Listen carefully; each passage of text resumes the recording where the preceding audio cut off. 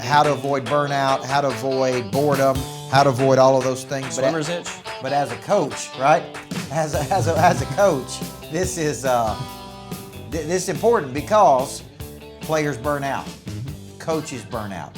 And so today we're going to talk as a manager and coach, how do you avoid that burnout, and really how do you keep your players from burnout? Because if a person burns out on you, they've really lost joy and passion for what it is they do. And if they lose that joy or passion, there's no amount of motivation, there's no amount of pop-up psychology, there's no amount of trying to prod them.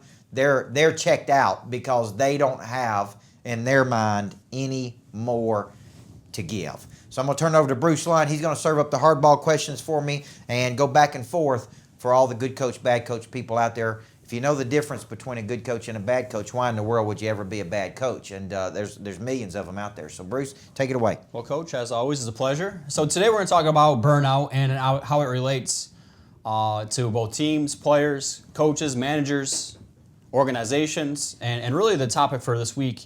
I probably should have done my homework and known that on Supercoach you're doing an episode about burnout a little bit, but I was thinking that since it is 4th of July weekend coming up, right? And so there's a lot of rejuvenation. People are going away. You know, some people took the whole week off already. Yeah. But, you know, the first half is basically ending. And, you know, with you being a former coach, with this being a good coach, bad coach, I thought this would be an appropriate topic to talk about systematically. First half's done. And so a lot of people, what happens? They have halftime, but how many people don't even make it to halftime? They're burnt out already. Yeah. And so as a coach, how can you start to recognize if a player is becoming burnout? I have a real simple rule.